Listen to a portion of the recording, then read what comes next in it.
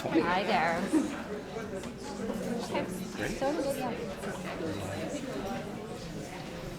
Welcome everybody. It's great to see you all here on this lovely rainy September Saturday.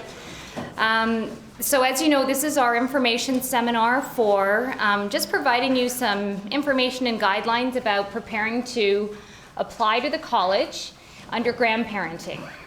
So if you've been following along with our many e-blasts and trying to read some of the college documents, you know that it's a little bit dense and probably a little bit intimidating.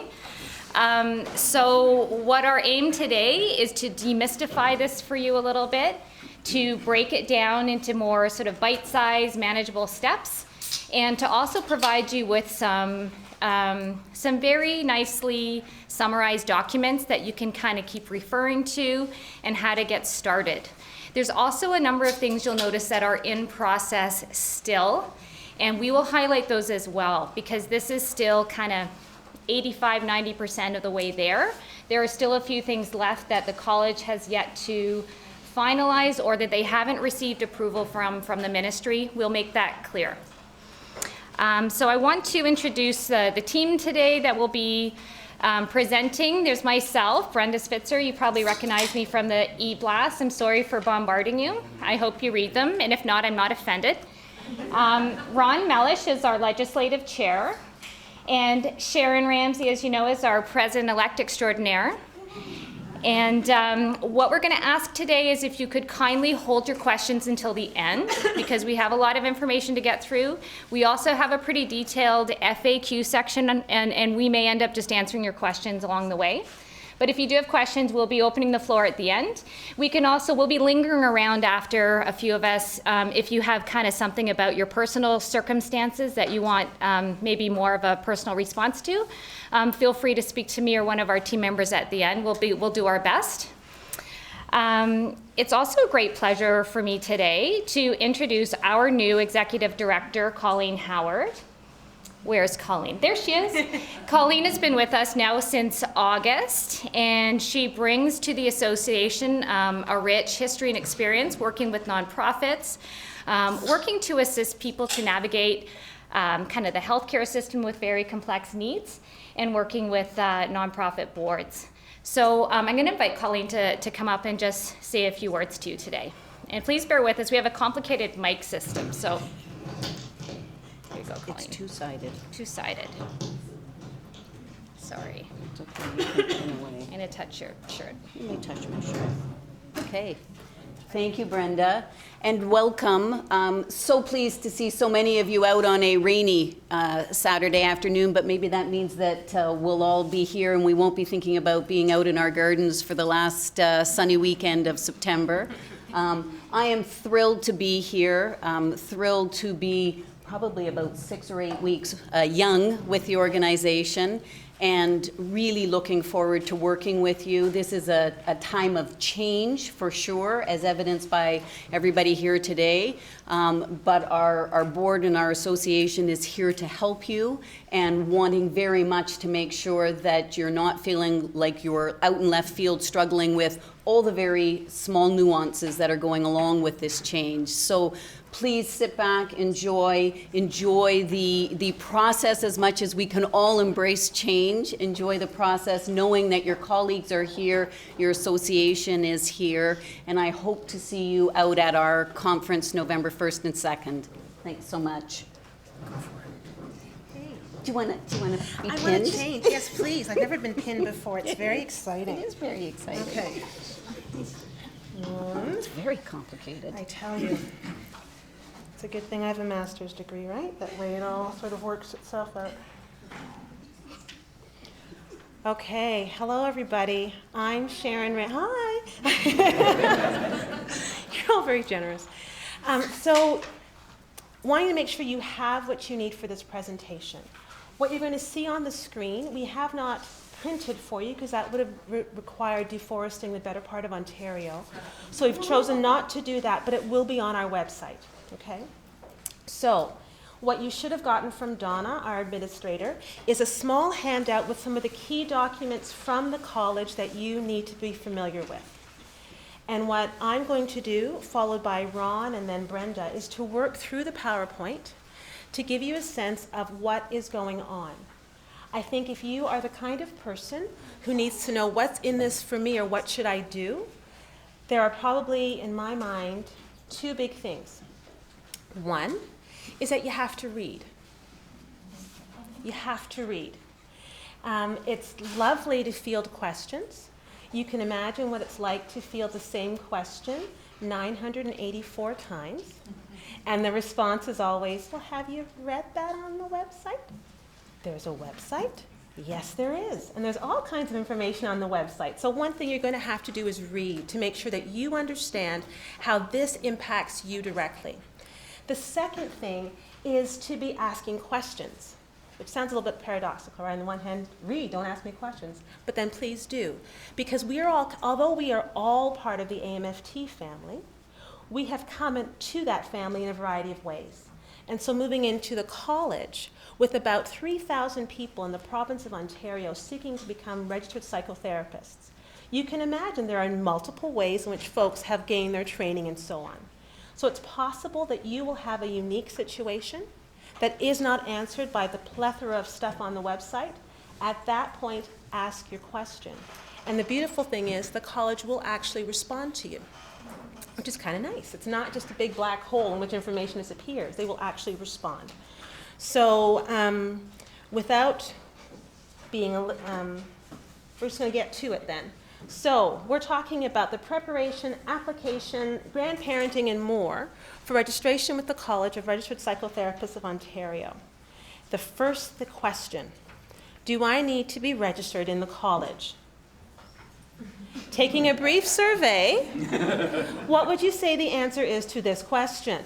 Yes. Oh, you're fantastic. Yes.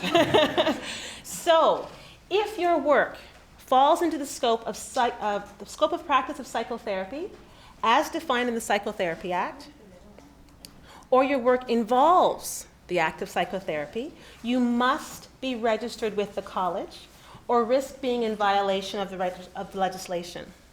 I've had questions, well, what if I'm not?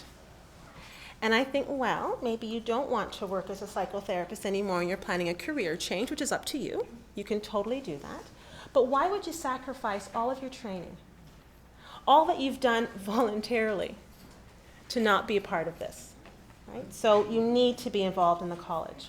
If you refer to your work as psychotherapy, or use the title psychotherapist or registered psychotherapist, you must be registered with the college. The only exception would be if you were doing psychotherapy, but you were already registered within another college.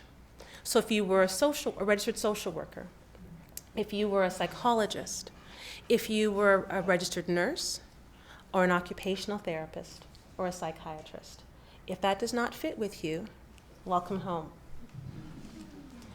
Okay, so it's about what you're doing, the title that you use, and how you perform the work that you're doing. It's not about, well, I happen to only work over here, or I never use that title, or I talk about it in this way. That's not it. If what you are doing involves the scope of practice of psychotherapy, you belong here. As defined in the Psychotherapy Act, the practice of psychotherapy is the assessment and treatment of cognitive, emotional, or behavioral disturbances by psychotherapeutic means delivered through a therapeutic relationship based primarily on verbal or nonverbal communication. Do you see yourselves in that definition? Excuse me.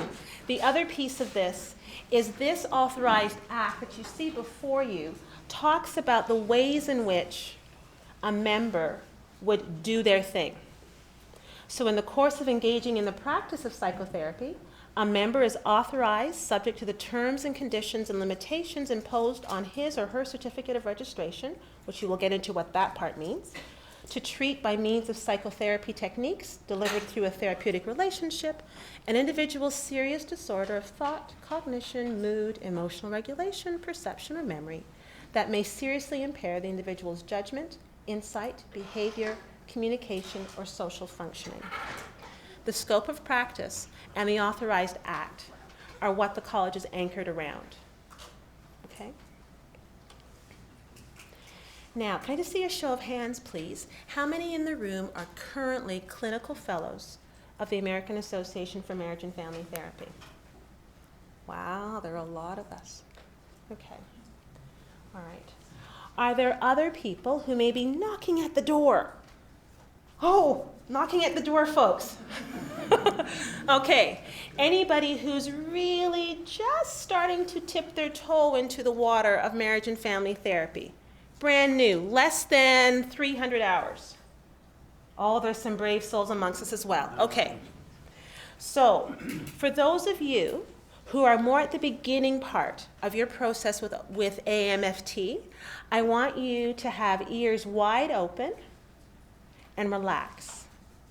Because grandparenting is for those already established practitioners as a way to move us into the college so that there's a continuity of service. Okay?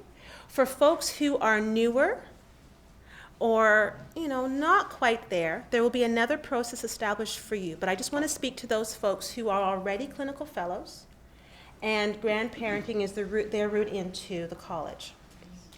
Okay. So, grandparenting, time-limited, alternative route to registration for current established practitioners in Canada, offered by the college so that client relationships are not disrupted and access to service is maintained. Now, grandparenting does not mean that you go down to the office of the college and say, hey, I've been doing this for a while, and they go, excellent, here's your number, off you go. This is not the point. Those looking for grandparenting will still have to submit a portfolio demonstrating education, training, and professional experience. You still need to do that. But it's a little bit simpler, technically, than those who are not in that place of being an established practitioner. How does it work? There's going to be a point system. And I believe in your handout you have, is this right? Yes. The second page of your stapled handout, you have what's called the scoring of portfolio evidence for grandparenting. Okay.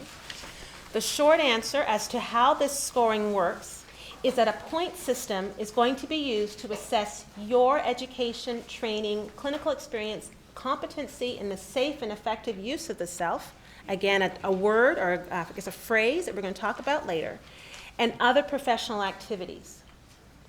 If you think about this, the number of people who are established practitioners have done this in a variety of ways.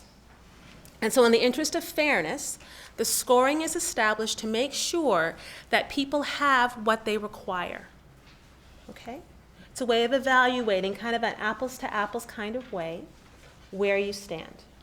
In each category, you will need to achieve a minimum score. And one of the big things that I think people are interested in is, what is this business about currency hours? You may have heard, either in an e-blast or if you've been reading on the website, that the college wants people who are eligible for grandparenting to have currency in the practice of psychotherapy. That means that over the past 3 years, you would have accrued 750 hours in currency. Currency is not just direct client contact. Currency is about the accumulation of activities related to the practice of psychotherapy.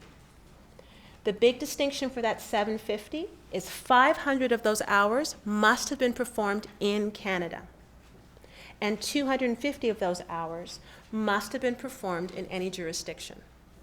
So for those of you who maybe changed provinces, changed countries, this is a way to include all of your experience. What is currency hours? Direct client contact, record keeping, preparing for your client session, research, consultation and professional development, teaching, receiving and or providing supervision, conducting research, writing in the field, managing, consulting, or any other professional activities that impact the practice of psychotherapy. So you can see this is broader than for a clinical fellow, 1,000 hours of direct client contact. Everything else, good for you. Yes? So here is a place, a first place for you to start gathering what have you been doing for the past 3 years. So how you doing? Does this face look like your face? For some of you, I would almost want to have a deer in the headlights look. So looking a little frightened. Others maybe, I could be home in my bed. Sorry about that. You're here. Don't want you to get overwhelmed. How to get started. As you've heard Brenda say already, and will also be part of the itchiness to get going. There's not a lot for you to do with regard to your formal application for grandparenting. However, there is one thing that you can do that will help you feel like you've ticked something off that to-do list. You are now able to create a profile on the college website that's your unique profile. And that allows you to do step 1 of the process, which is to complete the professional practice and jurisprudence e-learning module. Fancy way for saying the law and ethics exam. Okay? So for the small fee of $60, there'll be an accumulation of fees in this process. For the small fee of $60 plus GST, you will create a username for yourself, put in your demographics, where you live, phone number, email address. You will then have access to the module, the handbook, that is your study guide to the learning module. You'll then be able to read that leisurely over coffee, before bed, waiting for Scandal to come back on the air.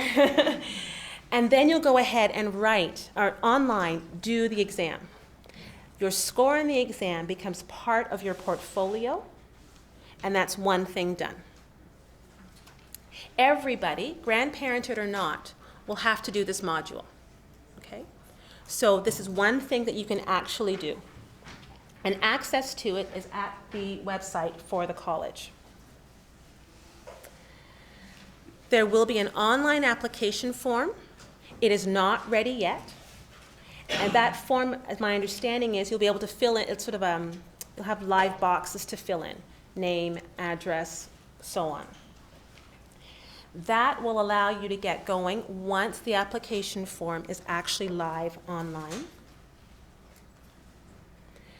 That you can also start to gather information for your portfolio. And what I would like to turn your mind to is the last 2 pages of your handout that says, what can I do to prepare for the College of Registered Psychotherapists in Ontario as a clinical fellow of OAMFT? Start doing this. Now here's one of those times when things feel a little bit dense. Not dense silly, but dense, a lot to do. In the density that you want to make your your profile on the website, and then you want to start to gather the information that you have that suggests what have you been doing, what makes you an established practitioner. So, do you remember when you graduated? Is there a paper somewhere that might help you remember when you graduated? Have you been going to seminars? You know those lovely bits of paper you get, the certificates of participation? Could you find those? No. Do you have tax forms that say, oh, I did this and that? Hey, tax forms. Someone's got tax forms. Good going, Margaret.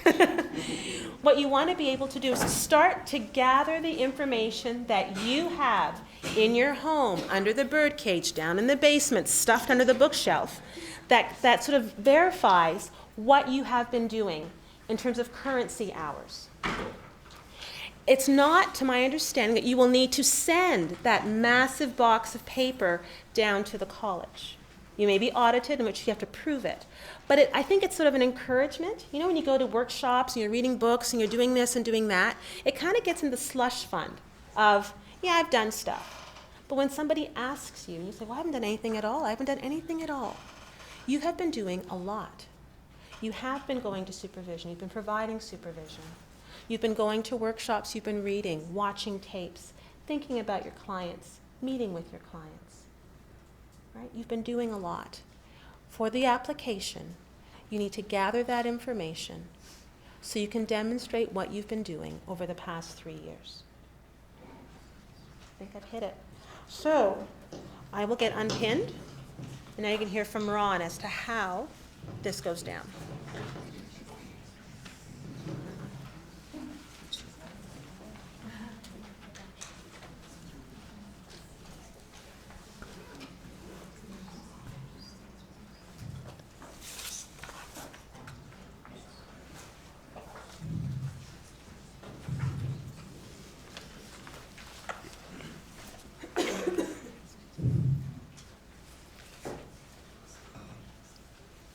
Good afternoon. Having fun so far? I finished the jurisprudence course.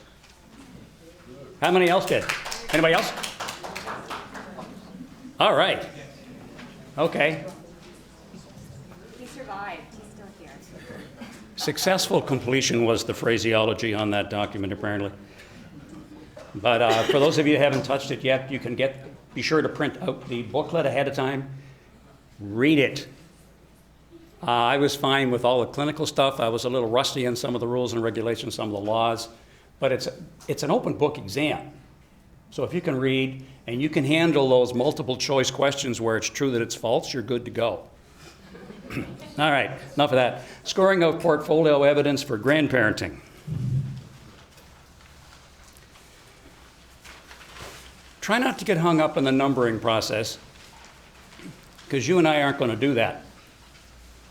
It's my understanding that someone at college level, once we submit the documents that we have, they will give points to those documents in these various categories. And I'm just going to touch on them, because remember, all of these slides will appear on our website shortly. So you don't even take notes on this unless you're really into that, but you don't have to. Stick with me. We'll look at some of the categories is basically what my presentation is going to be about. So a coherent education and training program in psychotherapy. Look at the definition. Offered at a post-secondary level, requires application and administration, includes evaluative component, and leads to a certificate, diploma, or degree. I think that's a fancy way to say you went to an accredited place and you got a legitimate piece of paper. That'd be my translation on it. Then, individual courses central to the practice of psychotherapy. Offered, and again, quality courses.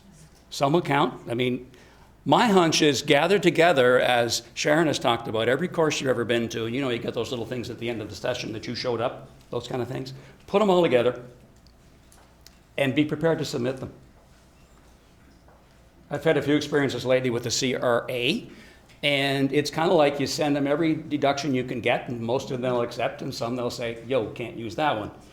So be prepared. These are offered at a post-secondary level, requires application, admission, includes evaluative component, students are tested, but are not taken as part of an integrated and coherent program. So you've got your degree maybe, and you took a course on something else specific to a counseling model or a way of doing things. Other education and training central to the practice of psychotherapy. Weekend workshop. And you can prove it. You got some kind of a document. For those of you that did apply to OAMFT back in the dark ages, if you check our website, and I think it's on Sharon's list, there's a contact person at OAMFT whom, if you ask really politely, that's the key, I think, because I got mine like that. And I got, I think, an attachment of 21 pages of all of the documents that I submitted way back in the late 80s.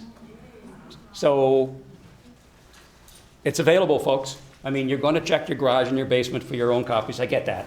But if you do need to get whatever you submitted to OAMFT way back when, I believe it's on your list. Just send a really nice letter that says, or email that, you're applying to the new college and you need your paperwork, and would they be so kind, etc. Clinical experience, direct client contact.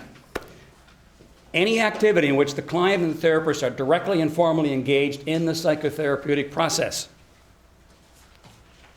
This includes face-to-face, But other forms of direct contact, for example, using telephone, Skype, video link, etc., around the various rules and regulations, of course, they're relevant.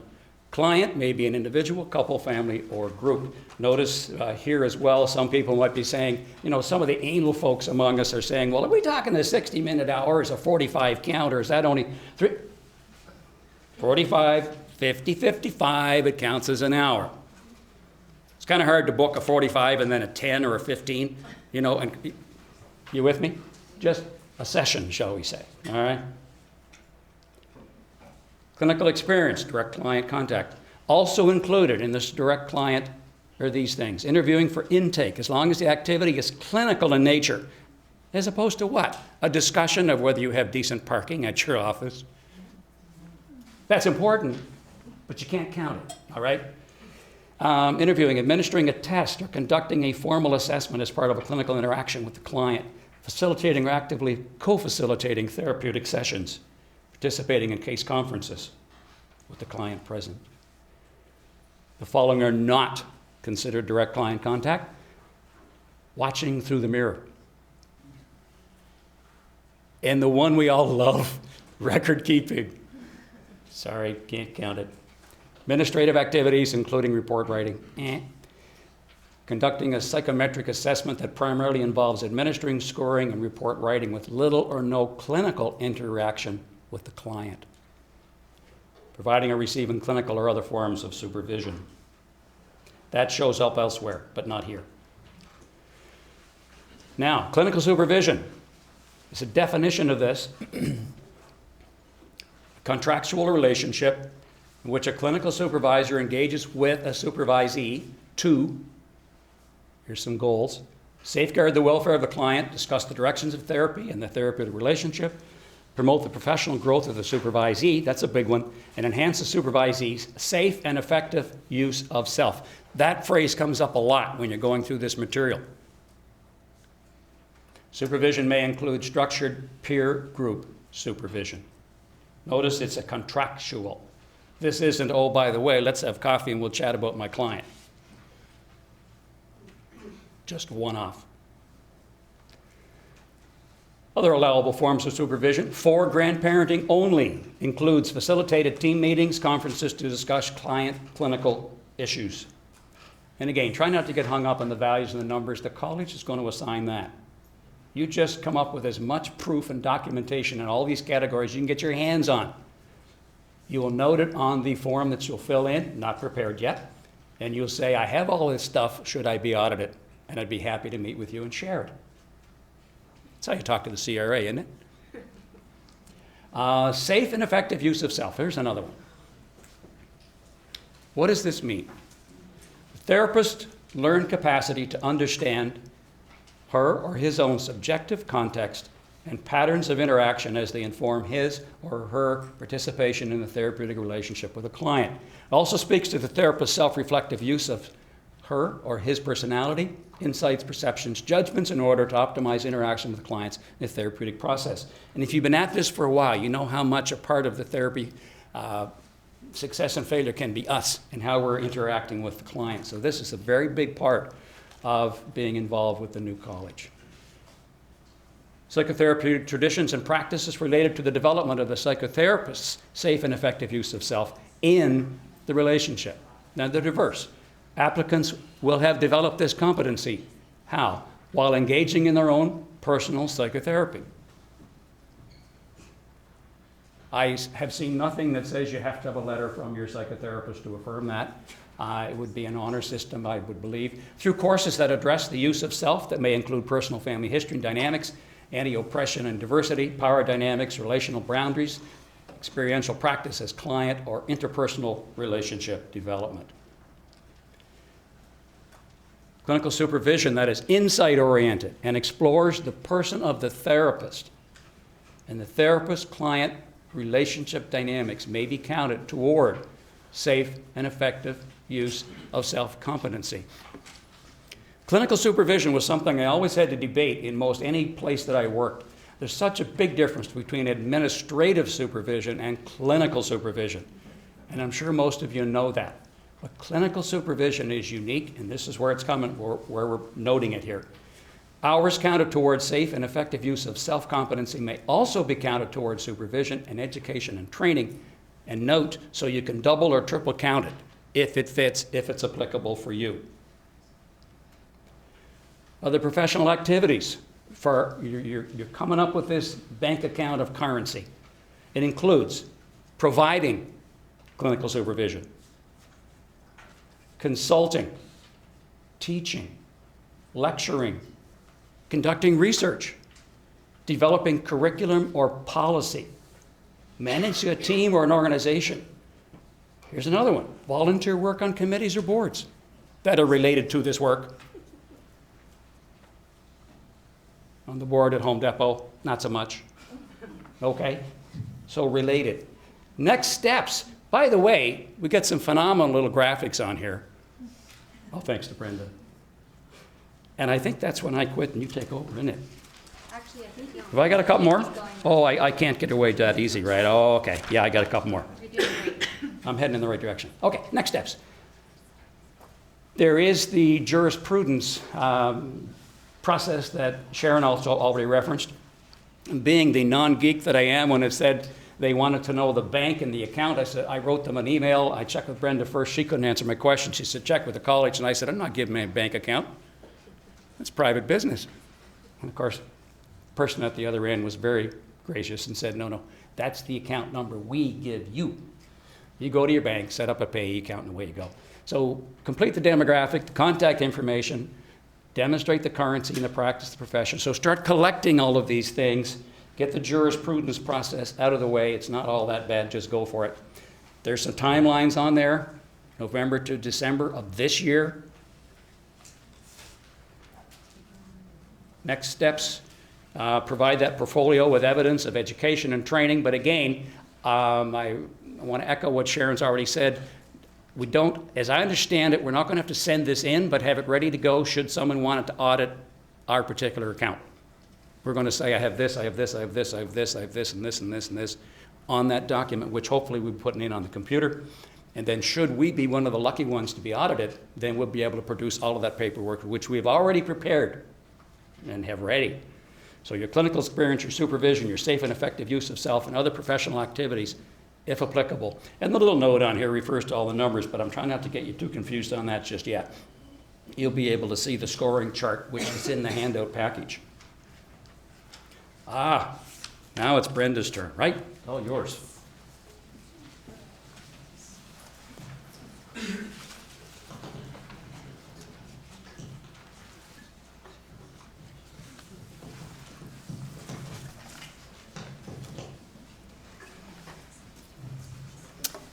Okay, so we've already received a number of questions from members, and so we put together what we have already received and what we anticipate you're probably wondering about. As I said, at the end we're going to open the floor, so if you have a question and you don't see it here, we will give you a chance after we're finished today. So the first one, how is contractual defined in supervision, and does it have to be a financial contract? The answer to that is no, it does not need to be a financial contract. As you know, sometimes, especially in the field of marriage and family therapy, supervision may not always come from a paid contract. It may be part of a training program. It may just be part of your workplace setting, and so on.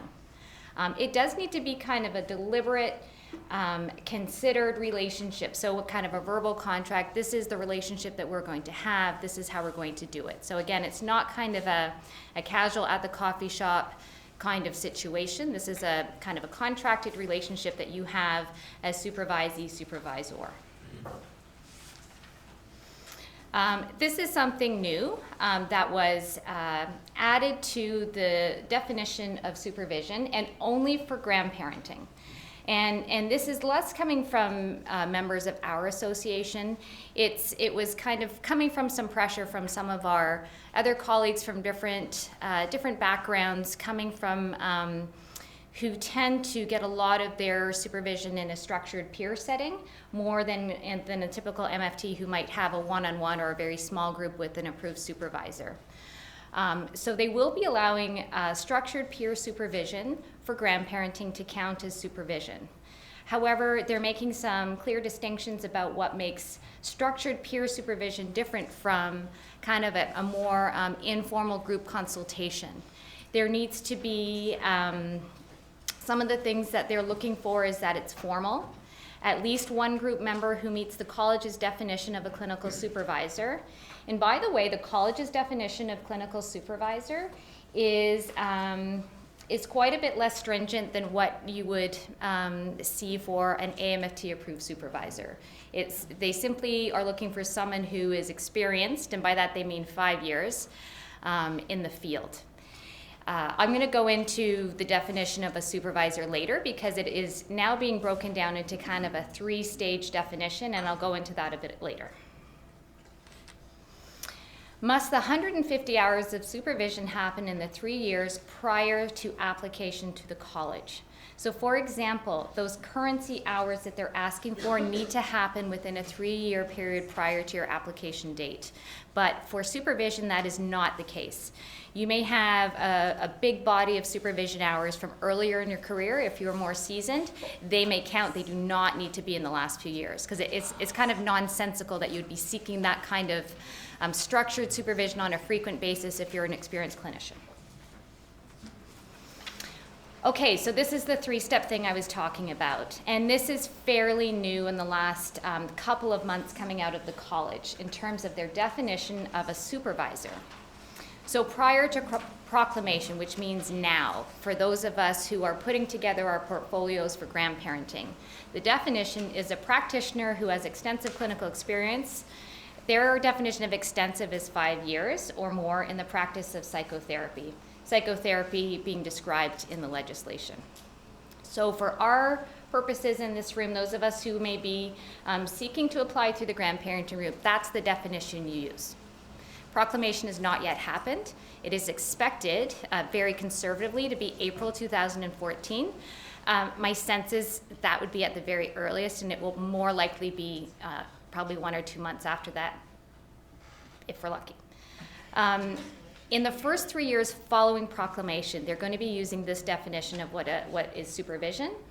This is someone who has, the same as the first, extensive clinical experience, but they also need to be a member in good standing in one of the colleges authorized to perform the controlled active psychotherapy. So that could be this college, could be the College of Nursing, Medicine, Occupational Therapy, Psychology, Social Work. I think I've got them all. And then from that day forward, this is kind of legalese now. A clinical supervisor is a regulated practitioner, everything in that second band, so they belong to one of the colleges, they have extensive experience. And this is pretty loosey-goosey, and I think it's because it hasn't been developed yet, and has completed a course in providing supervision. That's what they have so far. I hope it gets more specific than that, because it still sounds it's a much, as I said, for those of us who are used to like kind of the AMFT standards for supervision, this is fairly, what I might call a low bar. Training. So some of this is a repeat from what you've already heard from Ron and Sharon. There's multiple master's level credentials. Those of us in the room here come from a number of different programs, and I'm sure many of us have different credentials. Will all of these be considered eligible to meet education requirements? And for grandparenting, the answer is yes. Again, for grandparenting stream people, these are people who are currently acting and very experienced. They are being very flexible. And this is so they're not disrupting people who are kind of mid-flow, who are providing services to the public. That's the intention. So those of us who are clinical fellows certainly will meet these requirements, regardless if you're an MEd, an MA, an MDiv, etc. Currency hours. Is there any, this is a question we're getting a lot. Is there any flexibility with currency hours being within the 3-year period prior to application for grandparenting practitioners? The short answer is no. More recently, and by that I mean literally in the last 2 weeks, there's been a tiny wiggle room of flexibility that has been expressed. What they're saying at the college level is that what is non-exemptable is the 500 in Canada hours of the 750 within the last 3 years. There is zero wiggle room on that requirement. What they are now saying, and again, very recently, is that they are on a very limited basis may be entertaining some requests for exceptions for that 250 hours that one can obtain anywhere. The kinds of reasons they may entertain are sick leave. Supposing someone has cancer, they're being treated, they take a long leave of absence from work, that kind of thing. A parental leave, you know, they're on a maternity leave, it's pretty hard to have a busy practice. But they are saying that the 500 hours are non-exemptable. And for this one, before you get too anxious, remember that this is not direct client hours. This is currency hours, which means courses, which means receiving or giving supervision. There's an awful lot of things that count as currency. This is not just your face-to-face hours with clients. More currency hours. If we apply for grandparenting at the end of 2013, when do we begin counting currency hours? Or are currency hours counted for an entire calendar year? So the answer to this is very straightforward. The currency hours are measured from the date of application. And this is the date that they receive all of your application materials, and I guess stamp it, we got it, they've got your money, you've already done your exam, you have all of the checklisted pieces and they have it, and they've acknowledged receipt. That's your date, and then you roll back the clock 3 years from there. Again, I put this question again because of the number of times we are asked it. Under exceptional circumstances, is there any exemption for currency hours?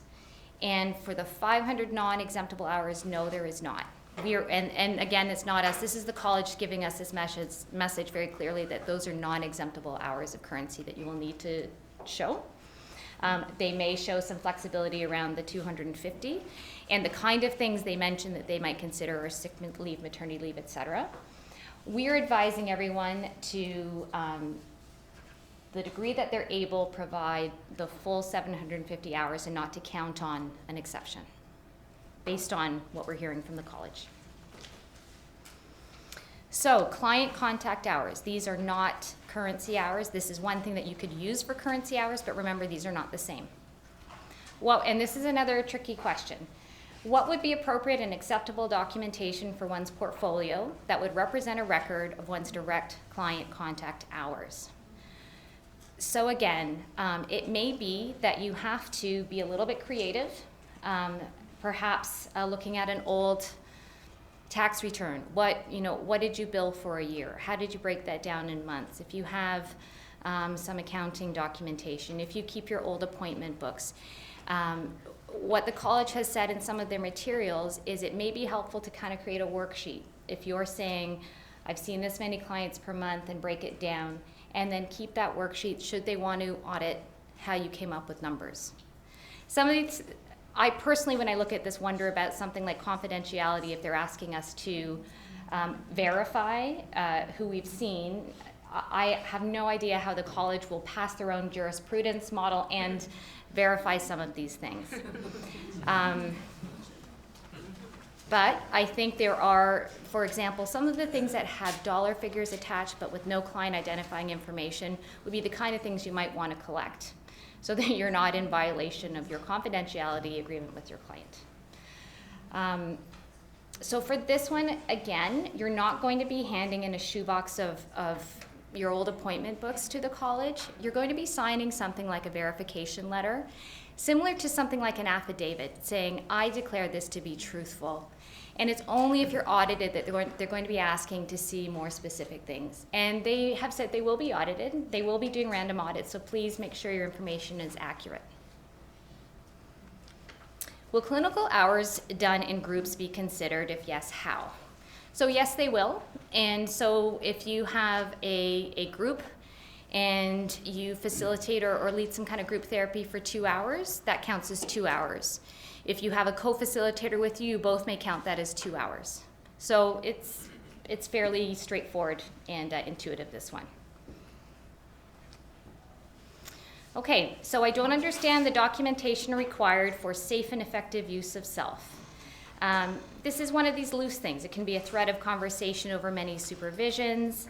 How does one quantify the hours and get agreement by a supervisor to sign off on it?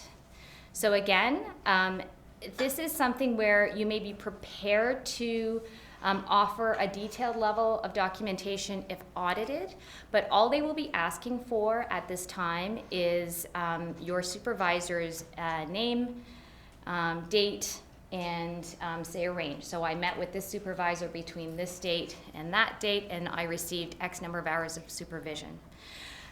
It's only if you got audited that they may actually choose to follow it up. But for the purposes of documenting safe and effective use of self through supervision hours, for now, that will be sufficient. We haven't seen the application form yet, so I'm taking their word for it, but that's what they're saying, the level of detail they'll be looking for, unless, of course, you're audited. How long will the option to register through grandparenting route last? So the ability to register via grandparenting, and again, the grandparenting route is, there are a few things that one is permitted to do through the grandparenting route that you would not be allowed to do through the regular route. So one, for example, is the way you might count your supervision hours is more flexible. The program that you graduated from, they would show more flexibility, whereas later on they might have certain programs that sort of count and other programs that they may say you need a few extra things. The regular route also has a registration examination. This is not the same as the jurisprudence exam. Everybody needs to do that exam. That's the one that's kind of like an ethics oversight and guidebook and working in a regulated environment. So grandparenting folks and all the regular folks have to do that. And again, it's an open book exam. The registration examination is in the final stages of being prepared. This is the one that is more of a standardized test of your therapeutic decision-making and skills. And so those people applying through the regular route will have to write this exam. That's one of the main differences. I lost my train of thought here. Oh yes, how long will the option to register through grandparenting route last? It is extended 2 years beyond the date of proclamation. But that's not to say that those of us in the room can take our sweet time and kind of any time in the 2 years after apply via grandparenting. It's not intended to be flexible for those reasons. It's just intended to be a window of time for those people who may have had to step out of practice for a while, again for something like a parental leave, to still make use of the grandparenting route if that's applicable for them. Okay. Again, jurisprudence model, we've covered this. Yes, it's mandatory, and you need to show that you've completed it. And this is one of the concrete steps you can do right now, and it'll probably, once you set up your account and do this exam, this is an easy thing to get out of the way right now. So we recommend that you go ahead and do that. So on to the scoring of portfolio evidence. So if a candidate succeeds in getting points on all of the criteria except one of the categories, like supervised hours or client contact hours, what will happen? So again, this is one of the short answers. You need the minimum amount in each category. We're getting the message from the college that they really do not want to have to entertain a lot of exceptions to that. They may entertain them if you do have a really good reason, but they would probably want to see that you exceed your points by quite a bit in all of the other categories if you're looking for an exception. Okay. If a candidate succeeds in getting points in all categories except one, can they apply for the qualifying category? So the qualifying category is not open to people who are planning to apply to the college by grandparenting. The qualifying category is for people applying through the regular route. So a person who would apply with the qualifying category perhaps is a fairly recent grad. Maybe they have 200 hours of direct client contact under their belt. They have a number of hours of currency that they could do, but they're not going to meet all of these things for grandparenting.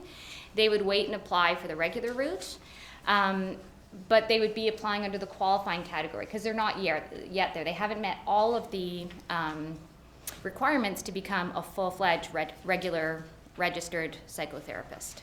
So qualifying is a term or condition put on their registration. And you can carry on working under the qualifying route while you're accumulating all of your hours of currency supervision, safe and effective use of self, and the rest of it. There are restrictions on your ability to provide to work in independent practice. So safe and effective use of self topic is covered in 2 categories. May I count the same hours for both categories? So we've covered this before. Yes, you may double count. A great thing about a lot of people who have clinical fellow status, as much of their supervision is the kind of supervision that is insight-oriented, that speaks to the person of the therapist, to some of those relationship dynamics that would fit into this category. So for our purposes, if that describes the quality of the supervision or much of the supervision you've received, you may use it both in safe and effective use of self and supervision. I'm going to ask you to hold your question. Okay. So what are the requirements for independent practice? So this is when, you want to hang up your shingle and, Jane Doe psychotherapist. So it's not sufficient simply to be a registered psychotherapist to have independent practice. You must also attain the hours. They have specified the hours of 1,000 direct client contact hours and 150 hours of clinical supervision over one's entire professional career, anywhere in the world. So again, this doesn't have to be Canadian specific, and it can be over the span of time over your whole career, not just this 3-year period, in order to practice independently, meaning without clinical supervision. And this is the same for grandparenting applicants as well. If I do not meet the criteria for independent practice, will I be able to join the college? Yes, you will be able to join the college. There will be a condition or a limitation that will be added to your certificate of registration. This will be recorded in the public register, and what it will indicate is that you must practice with clinical supervision until you've met the rest of those hours to be able to provide practice independent of supervision. Okay? Insurance. Do I need liability insurance before I join the college? Yes, within 30 days after your registration. And all of the details and specifics about the amounts of the liability insurance you require are spelled out on the college website. I believe they're under the bylaws, and I think we also have them on our website as well.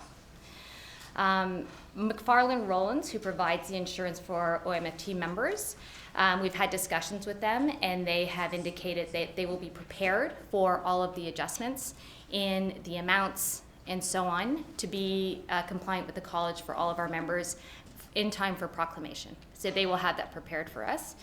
And sneakily on the side, I think they've also said they will not charge extra because it is extra coverage. So that's a bonus.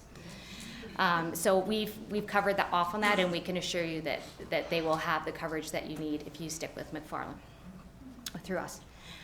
Will the college provide access to the insurance? No. So again, for this answer, remind yourself that the mandate of the college is there for public protection. They're not there kind of to support the practices of MFTs or registered psychotherapists. So, you would go to your professional association, or you could go to an independent broker as well. If I'm not currently eligible for grandparenting, when is the best time to apply to the college? So, the college's line is that everybody needs to be pre-registered with the college prior to proclamation.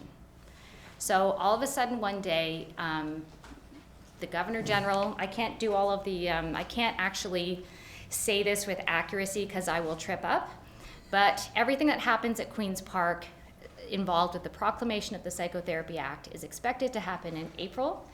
It may be a little bit delayed. When they actually do that, we are all expected to be registered in the college. If you're not registered and you continue to practice, you would technically be in violation of the Psychotherapy Act and subject to sanctions and so on. So the expectation is, if you plan to join the college, that you would be registered with the college before the Psychotherapy Act is proclaimed. And so right now the date that is being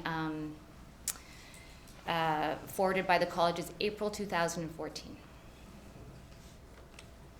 Okay, annual registration fee will be $550. Kind of steep. This is in the latest revised draft bylaws of the college. OAMFT provided official stakeholder feedback saying this is a little steep for our members. Many of us belong to this association, perhaps a couple of associations. Some people practice in rural settings. This is potentially, financially oppressive. And they they addressed it and said, that's great, but we're not changing it. And they provided some comparisons and said, it's about the same as this college, it's about the same as that college, it's less than that college. And they said, one of the figures that I provided in saying this seems steep is the social work registration form is about $240 or $270, I can't remember, and which is obviously a lot less. And they said, you know, we can't be a self-sustaining college because there's 3,000 of you in this college as opposed to the many thousands in social work. So the registration fees are set so that the college can financially keep itself afloat. I tried. I provide psychotherapy services in an agency setting. Okay, this is hot off the press, guys. I got a complete 180 response to this answer as of 6 p.m. last night from the registrar. So take this with a pinch of salt, and I'll keep you updated as best I can as I continue to discuss what this means from them. I provide psychotherapy services in an agency setting. Do I still need to be registered with the college? Am I still required to have personal professional liability insurance? This slide had a completely different answer yesterday at this time. It said, yes, you're still registered, because that was the answer I received in person when I met with them at the college on Tuesday. They said, yes, you do need to be registered, and yes, you still need liability insurance. If your agency settings insurance isn't sufficient, you can top it up, and you would need to add a piece. But what they shared with me last night is they can't give a definitive answer on this one yet. And the reason is, if you remember from about a year ago, there was another whole group of professionals that were going to be included in the Psychotherapy Act. These were child and youth workers, addiction counselors, people who are typically have, say, college level training. That whole group of professionals was hived off in terms of being required to practice under the Act. And the Ministry of Health still has not determined how they're going to treat the practices of those people. And so what they're saying is it may be that when they figure out how to regulate or not regulate that whole group of professionals, it will likely have some kind of trickle down or trickle up effect to people who you would consider RPs working in agency settings. They just don't know yet, and they are still awaiting something official from the ministry. I will keep you posted. I would kind of, as an aside, say, if you want to keep all of your options open and be conservative, to join the college, because then at any point, if you wanted to work outside of your agency setting, or if they come down and all of a sudden say, agency folks do need to be registered, you would be prepared. It might be difficult to try and scramble and catch up if they come down with the decision. But that's a personal opinion. I don't know. Okay. This is probably like question number 1 or 2 as well. You hear this a lot. I am semi-retired and see only a few clients per week. If I do not have sufficient currency hours to qualify for grandparenting, what are my options if I wish to continue providing therapy services? So, the college's official line, again, is the 500 hours of currency are non-exemptable. You must show proof of those in the last 3 years. But please remember, these are not direct client contact hours, these are currency hours.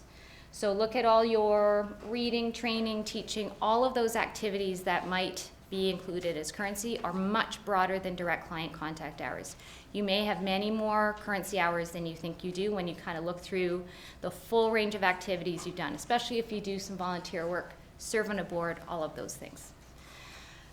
They may entertain a few exceptions, but again, what we have been told is don't count on it. But you may still register with the college if you definitely do not apply, if you don't qualify for grandparenting. You would apply via the regular route, and you would have a qualifying term. It's kind of a kick in the teeth if you're a really seasoned, 30-year therapist to have a qualifying term. But you would still be able to practice and carry on. You would just have that term on your registry. I am currently, and this is another popular question, I am currently a clinical fellow with OAMFT. Can I use this credential to fulfill the college grandparenting requirements? So the answer is no. Membership status with OAMFT will not meet grandparenting requirements for the college in and of itself. But you've accumulated a lot of hours to get that credential. You have a lot of direct client contact hours. You have a lot of supervision hours. You have hours that you could count as safe and effective use of self, and a category called other professional activities. A lot of those things may be made up by those things that you acquired getting your OAMFT clinical status. But showing them your approved supervisor certificate doesn't mean anything. So we've had conversations at program levels and as an association to say, can we have some kind of blanket blah, blah, blah for our members? And the answer is no. They want to assess each applicant individually. And the categories of the clinical fellow credential are non-overlapping with those portfolio categories that they're seeing. So for example, you could have many hours, but not in the last 3 years. The things that would appear under the portfolio of things that got your clinical fellow status are kind of they don't neatly line up with the things they're looking for at the college. In your package, the last, it's something that Sharon prepared to kind of say, how do I get started? What do I do? It's much of the material you've been hearing us talk about today.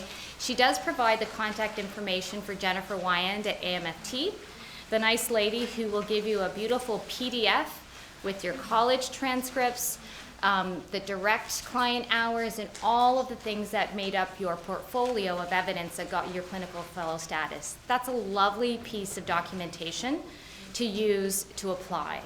And again, if you could say, please, we're bombarding them with requests, and be nice to Jennifer, that would be great.